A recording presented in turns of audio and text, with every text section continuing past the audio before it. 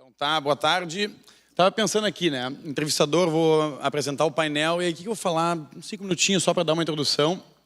E fiquei pensando um pouco na história, né? E até dei uma pesquisada nessa tal da internet, na história do jornalismo. E aí fui ver ali, na tal da Wikipedia, fala assim, que mais ou menos em 69 a.C., um tiozinho chamado Júlio César foi lá e fez... criou uma coisa chamada Acta Diurna, e essa Acta Diurna, então, ela falava sobre informações de como iam as campanhas militares do seu império, de como iam os assuntos sociais e políticos, né, das sociedades, muitas pelo mundo, etc. E aí foi evoluindo, né? E aí teve alguns breakthroughs, algumas mudanças tecnológicas muito importantes e pontuais, e eu vou trazer alguma delas que eu acho importante até a gente chegar numa última delas, que é a internet. Então, uma das primeiras delas foi a questão da prensa de Gutenberg, foi ali 1447, né, no século XV, onde se conseguiu, então, produzir muito mais livros, muito mais artigos e se distribuir isso, então a informação começou a se espalhar.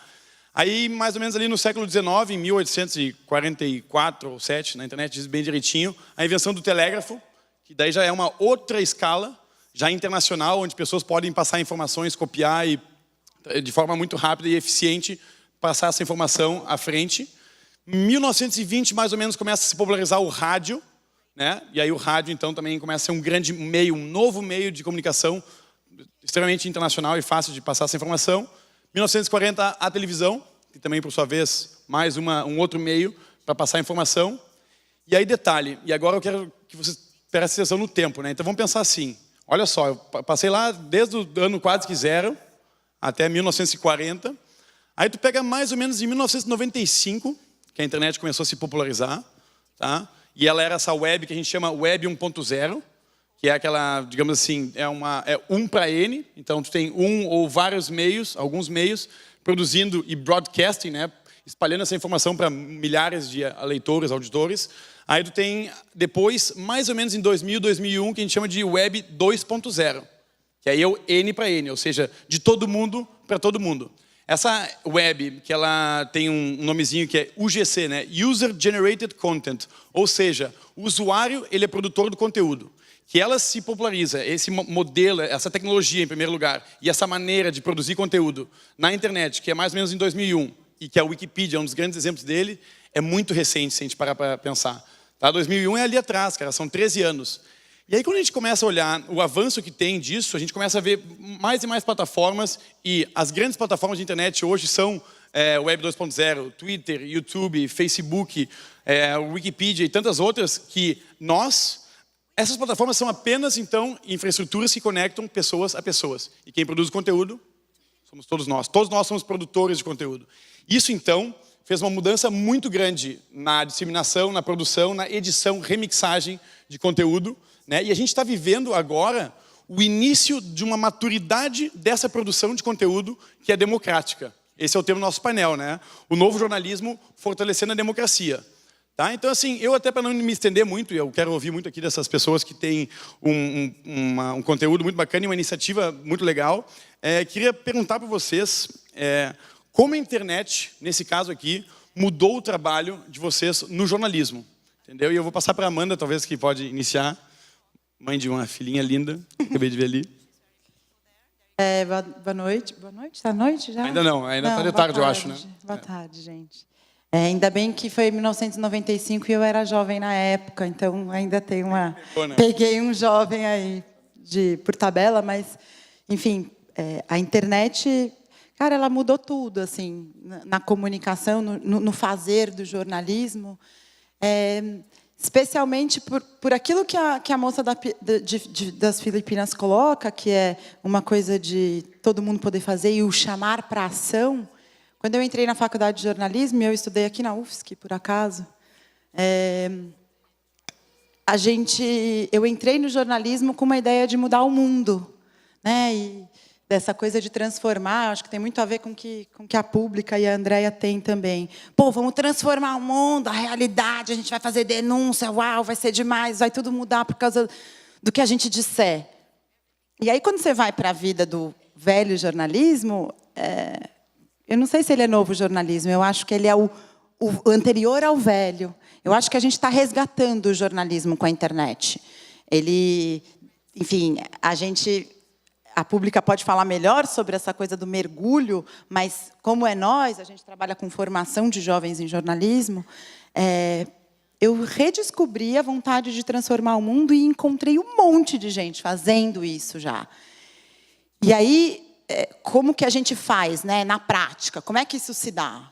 A gente tem uma escola de jornalismo e a gente tem muitas aulas presenciais e a gente produz conteúdo com jovens. Em 4 anos, a gente formou uma rede de 200 negros na periferia de São Paulo. E, gente, a periferia está muito conectada. Tipo, todo cuidado e delicadeza com isso, assim.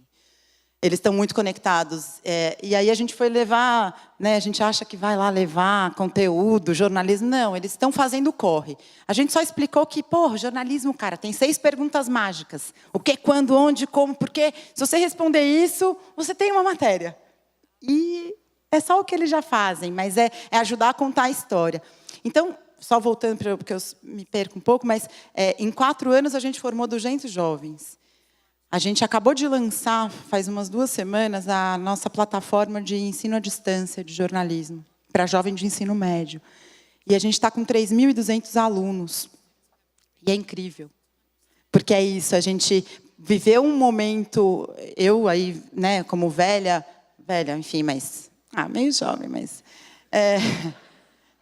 mas não sou jovem, dos meus alunos, assim, mas eu vivi um momento que a democratização da informação, da comunicação, dos meios, era a grande bandeira. E acho que a grande bandeira hoje, como você colocou, Tomás, é a democratização da produção. Todo mundo pode fazer, só que esse todo mundo, quem quiser mesmo fazer, precisa de repertório, de referência, precisa de conhecimento, né, de ferramentas, ter aula de português decente, sacou? Exato. Porque é isso, não dá para escrever, neguinho tem dificuldade de se expressar, e não porque a mídia está por aí, ele vê e ele imita, né? Mas, a gente precisa melhorar a qualidade da nossa mídia, né? Velha já, então ela está ruindo já. E é isso, quem são os novos produtores de conteúdo? Em quem a gente vai confiar? No amigo? Mas, esse amigo, se ele fizer uma parada, além de ser meu amigo, fizer um negócio bacana, bem feito, cool, gênio, aí ele pode ter ainda mais fãs. Enfim, acho que... E antes de passar para André, eu acho que o que tu falou é bem importante. Esse jornalismo amador, né, que ele emerge muito fortemente por causa da internet. E se tu conseguir instrumentalizar com um mínimo de conhecimento técnico, de como filmar, de como gravar o áudio, etc., e trazer, de repente tu tem alguém que vive aquela realidade, que tem aquela linguagem específica para poder falar de pessoas para pessoas, porque tudo que a gente falou antes, né, de a era da rede, etc., é P2P. P2P é peer to peer, que é entre pares. Então, eu vou falar com a minha linguagem para os meus pares. Então, se um cara que é editor de um grande jornal vai escrever, o cara tem talvez 50 anos, o jovem de periferia não vai querer ler a linguagem que ele escreve, ele vai querer ler a linguagem de outro jovem. E esse jornalismo amador que a internet conseguiu fazer surgir é muito importante. E eu acho que já passando a bola para a Andréia, assim, falar também, nesse caso, como a internet transformou o trabalho, porque eu entendo que a agência pública surge por causa da internet, né, de certa maneira. Sim. Oi, gente, boa tarde. A Pública só foi possível, na verdade, por causa da internet, né? Para quem não conhece, a Pública é uma agência de jornalismo investigativo, independente, sem fins lucrativos. Todo o conteúdo que a gente tem, ele pode ser compartilhado e republicado gratuitamente. Qualquer um tem acesso e qualquer veículo pode republicar. Então, jornais, revistas, sites no Brasil e no mundo republicam nosso conteúdo de graça. E a gente conseguiu, na verdade, assim, uma série de desafios, né? Que eu acho que não seriam possíveis no papel. Primeiro isso, né? Primeiro essa democratização da informação. Qualquer um pode ler e manipular no sentido de ter acesso as informações que a gente produz. Uma outra ousadia, digamos, porque a gente produz grandes reportagens, né? A gente, no começo aí do jornalismo na internet, a gente ouvia muito que a gente tinha que fazer textos pequenos e curtos, porque ninguém lia muito na internet. E a gente está vendo que não, a gente faz reportagens longas, profundas, a gente demora 1, 2, 3 meses numa investigação. E as pessoas leem, sim, elas compartilham, isso tem tido, enfim, tem chegado aí onde a gente queria, né? E só para contar uma experiência pessoal, que eu acho que mostra o outro lado desse jornalismo na internet, né? Eu já trabalhei num portal, antes de trabalhar na Pública, fazendo hard news, que são notícias muito rápidas, que a gente tem que fazer meio que sem pensar. E eu escutei de um diretor desse portal que eu não precisaria me preocupar com as informações que eu estava escrevendo, que eu não perdesse tanto tempo, e aí tanto tempo a gente pode dizer assim, tipo uns 15 minutos, preparando uma notícia, que eu não precisava entrevistar 3 fontes, que eu simplesmente fizesse títulos clicáveis, e que fazendo esses títulos clicáveis, ele venderia o anúncio, e pronto. E é para isso que a minha notícia serviria, né? A notícia serviria para vender o anúncio, para sustentar o portal desse jeito. Bom, depois dessa reunião, eu fui embora, saí de lá, correndo, com a mão para cima, e fui para a Pública. Fui trabalhar na Pública e me provei, né, que era possível fazer, sim, jornalismo de qualidade, mas, mais uma vez, isso só foi possível de forma independente, sem anunciantes, por causa da internet, porque a gente democratiza a informação, a gente democratiza também o meio de produção, e hoje a gente não tem mais aquela coisa da concentração, né, nas mãos de algumas empresas de jornalismo. Hoje a gente tem todo mundo fazendo jornalismo, a gente tem muita gente. Então, acho que vai mais ou menos por aí, assim. E pegando esse gancho, o que tu falou, né, de jornalismo independente e dessa história que tu relatou, que eu achei, cara, impressionante mesmo, é um pouco dessa questão da autonomia, né? Eu faz mais ou menos uns 6 anos que eu me tornei empreendedor, e ser empreendedor, eu acho que, acima de tudo, é um aprendizado constante todo dia. E também é como se fosse um sonho de tu poder ser autônomo a realizar algo que tu acredita, né? Eu acho que essa é uma boa definição de empreendedorismo. E eu, a partir desse desenvolvimento, vi que quando tu tem uma autonomia, tu consegue gerar liberdade. Então, jornalismo independente, né? A gente está falando aqui, falou que a agência pública é um jornalismo independente. Por causa disso, e vendo que muitas questões na internet tinham baixíssima qualidade, muitas questões em grandes meios tinham falta de autonomia e independência, onde muitos grandes jornalistas eram barrados da sua criatividade, porque redatores, editores estavam ali, de certa maneira, com interesses econômicos, uma agenda política que não era nada transparente, tomando decisão de qual tipo de informação passar adiante. Isso é falta de autonomia e é falta de qualidade, né? E aí, quando tu chega nisso, e aí tu pensa assim, puxa, como é que a gente pode mudar isso? E uma coisa é bem verdade, tá? A gente está falando aqui todo mundo de inovação social, de mudar o mundo e tal, mas a real é o seguinte, mudar o mundo, cara, precisa de um pouco de dinheiro, tá? Ninguém muda o mundo só respirando ar e tomando água, precisa de dinheiro, tá? O mundo, ele muda, precisa de dinheiro, e quando tu pensa em dinheiro, e especialmente na área do jornalismo, e é uma grande dificuldade, por quê? Porque os modelos de jornalismo hoje são baseados em anunciantes, né? E o anunciante grande, o que ele tem? Ele chega lá no editor-chefe ou no dono do jornal e fala assim, cara, certas coisas tu não pode falar, ou tu não pode investigar aqui e tal. E esse novo jornalismo, que ele traz uma democracia, que talvez seja um jornalismo mais consciente e interessado em, de verdade, produzir algo para o público, é o que é muito importante para a gente informar tudo que está sendo conversado aqui, que é uma política mais real, uma política melhor para todo mundo, é uma democracia mais participativa, né, onde todo mundo pode votar, comentar, co-criar. E a partir dessa visão também de conseguir uma autonomia financeira, eu e mais alguns malucos, a gente criou O Sujeito, que é um canal de financiamento coletivo para jornalismo independente, onde a gente ajuda jornalistas a terem acesso a financiamento de forma coletiva entre as pessoas, né? E ajuda eles também a bolar a pauta e depois passar por meios de divulgação. Então, assim, nessa questão, quando a gente fala de modelo de negócio, e aqui vem o que eu queria trazer, como é que é um modelo de negócio de vocês? Porque esse é o grande desafio de quem trabalha com inovação social, ou mesmo quem é jornalista, trabalha num grande meio, tem um salário legal lá e paga suas contas, mas está de saco cheio de ouvir histórias como essa, ou piores, né, que tem até, e não sabe o que fazer, porque, cara, o que eu vou fazer agora? Como é que é o modelo de negócio de vocês, Amanda? Conta um pouquinho. Fala um pouquinho aí, porque esse é o grande desafio, né? A gente... A plataforma que eu contei para vocês, a gente financiou pelo sujeito, a gente fez um crowdfunding, porque a gente tem 3 áreas na Enóis: educação, produção de conteúdo e pesquisa. A área de educação é a nossa área deficitária, mas a área que sem ela a gente não existe, né? Porque eu preciso formar o cara para que ele possa produzir conteúdo e fazer pesquisa, que a gente até estava conversando nos bastidores, como a postura do pesquisador é parecida com a postura do repórter. E aí a grana vem, então, de venda de conteúdo de jovem para jovem e de venda de estratégia e pesquisa.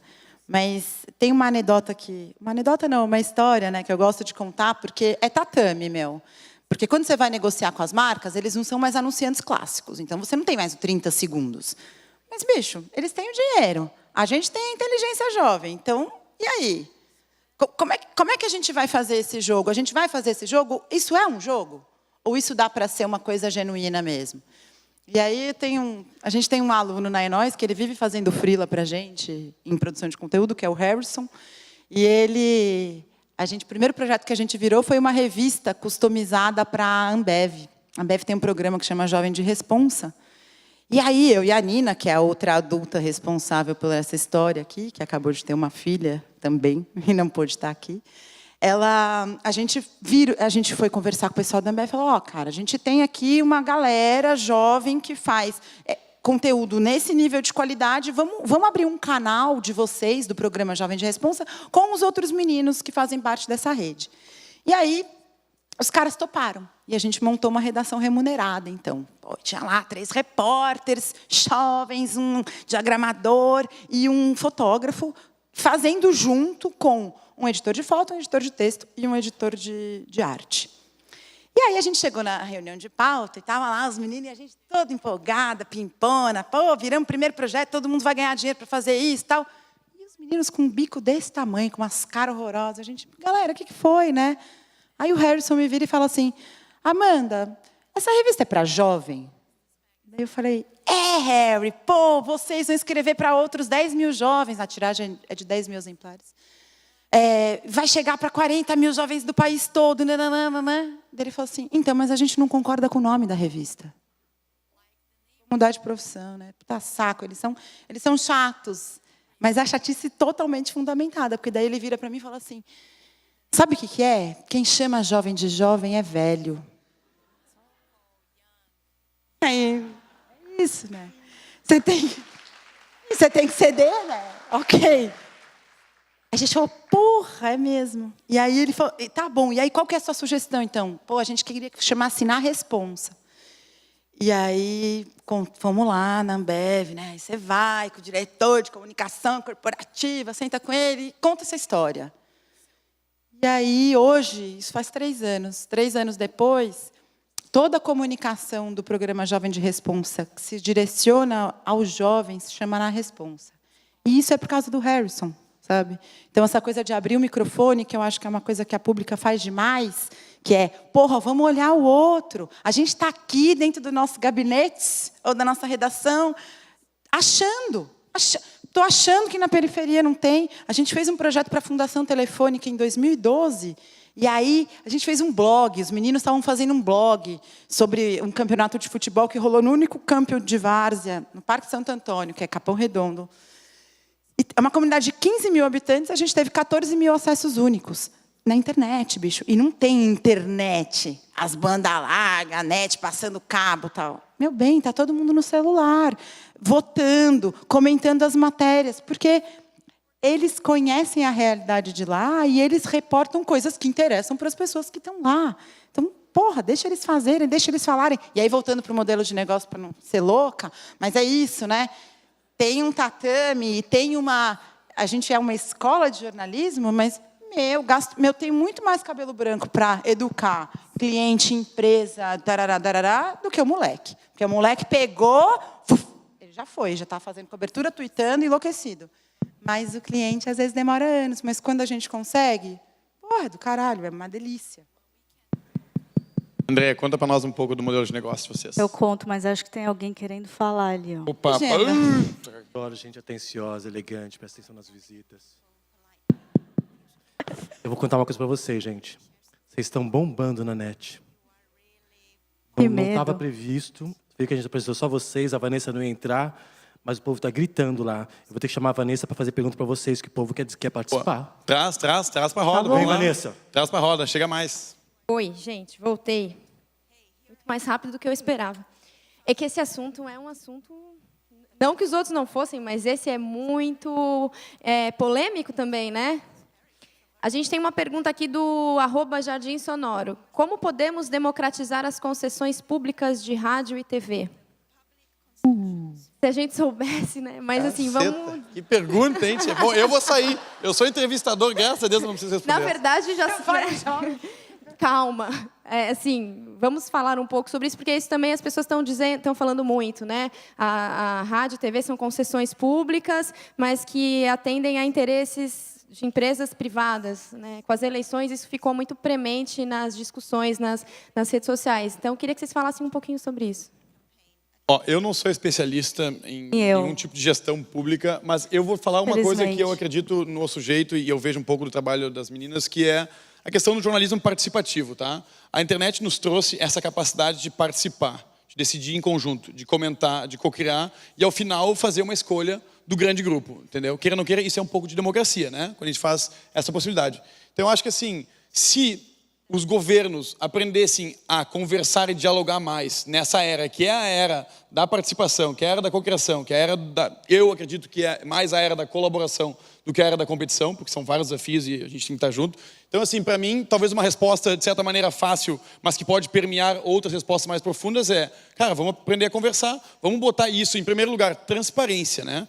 A coisa que mais falta nos governos, em todos eles, eu acredito, na América Latina, é transparência. Então, quando começa a pegar e falar e botar na web exatamente quanto dinheiro é, qual foi a empresa que deu esse dinheiro, quanto é para cada reportagem, entendeu? Aí, de repente, começa a mudar muita coisa. Então, eu diria, como uma resposta rasa, mas que permeia outras respostas, que vamos, então, dar voz ao povo e vamos tentar tornar isso mais participativo, esse processo. Hoje é possível, é fácil com plataformas digitais, entendeu? Então, essa seria a minha resposta para isso. Boa. E vocês, meninas? Serviu? Serviu? Espero que tenha servido para o cara do Twitter. Eu acho que eu concordo com o Tomás, assim, eu não tenho muito mais a acrescentar sobre isso. Na verdade, eu queria aproveitar isso para puxar até por uma outra coisa que a gente também estava conversando antes de entrar aqui, que é o seguinte, a gente teve uma demonstração muito clara, eu acho, nas últimas manifestações, né, de junho do ano passado, das últimas não, das de junho do ano passado, sobre como a cobertura da imprensa tradicional teve que recuar diante do novo jornalismo, né? E aí o novo jornalismo eu estou falando basicamente das pessoas que foram para a rua com câmeras, com celulares. A gente tem até o Mídia Ninja que estava dentro das manifestações. Então o que a gente viu foi que no começo as emissoras de televisão e os jornais grandes, de grande circulação, começaram com aquela cobertura clássica, né? Os vândalos, falando que estava tendo violência nas ruas e que isso vinha dos manifestantes.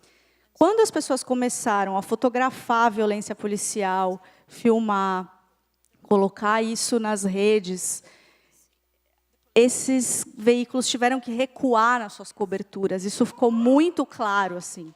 E isso é uma demonstração, eu acho que é um exemplo claro desse novo jornalismo. Não dá mais para esses grandes veículos, não dá mais para mentir. Simples assim. Porque vai ter alguém lá com uma câmera, com uma filmadora, com um celular, e vai falar, não foi assim, eu estava lá. Então, eu acho que isso é uma mudança muito importante que vem com a internet, que vem com todos os gadgets, digamos, que não dá mais para mentir. Tanto, pelo menos. Palmas. Boa. A gente tem 3 minutos e meio, dá para falar bastante. Uma outra questão que não pode deixar de ser colocada aqui no palco é em quem a gente confia, né? Acho que a gente tem que falar um pouco de coisa ruim. Isso tudo é muito bonito, é muito maravilhoso, mas tem um monte de gente, tem um batalhão de pessoas que têm interesses escusos colocando informações na rede como um pseudo-cidadão comum. Então, teve uma pergunta que veio também, que é: quem são os novos produtores de conteúdo? Em quem a gente confia? Que é da Luciana. Vocês podem falar um pouquinho sobre isso também? É uma questão importantíssima. Bom, eu acho que o que a gente estava falando, o que eu falei, por exemplo, agora, é da democratização da informação, da comunicação, né? Mas eu acho que existe um trabalho jornalístico também, que é o de apurar, que é o de conversar com as pessoas. E aí, conversar com as pessoas, eu não estou falando só em entrevistar 3 fontes, como aquele senhor nem queria que eu fizesse, mas eu estou falando de entrevistar muitas pessoas, de ir até o lugar. Isso é uma coisa que a internet também possibilitou. Por incrível que pareça, né, o jornalismo de antigamente se fazia vestindo a botina e indo a campo. Depois começou a se fazer jornalismo de dentro da redação por telefone ou copiando agências de notícias. E a gente conseguindo fazer um jornalismo independente, né, que não tem o rabo preso com ninguém, a gente conseguiu também ir a campo, voltar e ouvir as pessoas, ouvir quem está dentro da situação, né, que era uma coisa que a gente estava conversando com a nós também. Dar voz para essas pessoas, como a Amanda falou. E isso vira jornalismo de qualidade. Quando ele é feito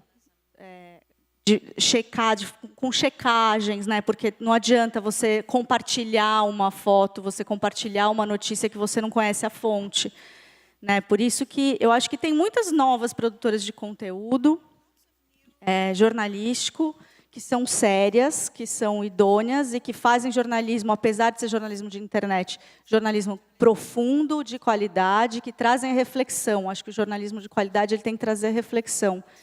E aí, eu acho que vai do leitor pesquisar essas organizações, ver como elas ganham dinheiro, ver de onde vem o financiamento poxa, acho que essa coisa da transparência, né? Transparência, eu acho que é um ponto bem central. Tipo, você sabe de onde... A gente sabe direitinho de onde vêm as granas das grandes empresas? Tudo bem falar Ambev? Assim, pode. Pode falar? Pode falar palavrão e pode falar nome de empresa? Porque tem uma coisa, né? Porra, quem que banca a pública? Quem que banca é nós? Quem que banca... E, Luciana, quem você confia? Sabe, quem são seus amigos, né? O pessoal passado estava falando, excluir da minha timeline um amiguinho que me zoou, Dilma, não. Mas é um pouco isso.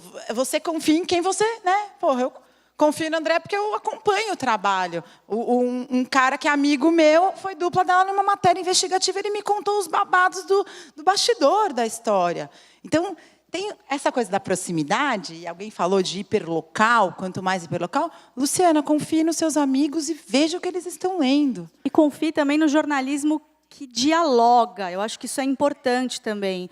Não naquele jornalismo que te entrega a marmita pronta, mas no jornalismo que permite um diálogo, que escuta os leitores, que dialoga com eles. Eu acho que isso é um bom sinal também em quem você deve confiar. Nós estamos encerrando o painel aqui, então eu queria só fazer uma pergunta para a plateia, e liga a luz se puder, por favor, rapidinho.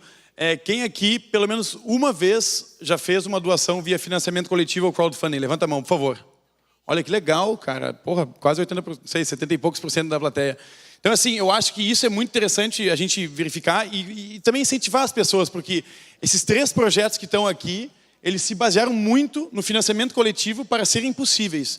E, cara, autonomia e independência, é necessário que a gente tenha novas maneiras de financiar esse tipo de modelo, são novos modelos, né? Então, assim, a ideia de poder acreditar em na agência pública, na Nós, ou em algum outro produtor de conteúdo que esteja, cara, lá no Pará, mas eu gosto do conteúdo que ele faz, e financiar, pode ser de um projeto dele, ou um financiamento recorrente, pagar R$10 por mês para tal empresa que faça um conteúdo que é super transparente as contas deles e tal. Talvez esse seja uma nova forma para criar um ecossistema jornalístico. Não é pagar, né, por informação, né? Tem que não pagar pela informação. A informação vai incentivar, continuar sendo gratuita perfeito, e democratizada, né?